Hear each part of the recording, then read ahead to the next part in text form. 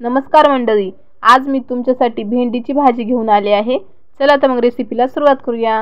हे पहा, हिरवीगार कवळी भेंडी चिरून घ्यायची। त्यानंतर फोडणीसाठी एक कांदा कोथिंबीर चिरून घ्यायची। आपण आता फोडणी टाकायला घेऊया। तेल टाकायचं 1-1.5 चम्मच। त्यानंतर मोहरी व्यवस्थित जिरे टाकायचे। त्यानंतर कांद्याचा व्यवस्थित कलर चेंज होऊ द्यायचा। हे पहा, कांद्याने कलर चेंज केला की त्यात शेंगदाण्याचं पीठ टाकायचं। व्यवस्थित मिक्स करून कोथिंबीर टाकायची। लाल तिखट चवीनुसार टाकायची, थोडीशी हळद आणि मीठ टाकायचं। सगळं व्यवस्थित मिक्स करून घ्यायचं। त्यानंतर आपण चिरून घेतलेली भेंडी टाकून द्यायची।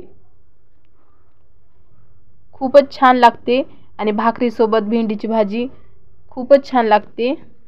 तुम्ही नक्की ट्राय करा। सगळं व्यवस्थित मिक्स करून घ्यायचं आणि 5 मिनिट प्लेट झाकून वाफू द्यायचं।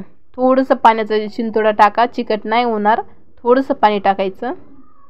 खूप छान भाजी बनवून तयार झाली आहे। तुम्हाला हा व्हिडिओ कसा वाटला नक्की कळवा। व्हिडिओ आवडला तर चॅनलला लाईक सबस्क्राईब करायला विसरू नका।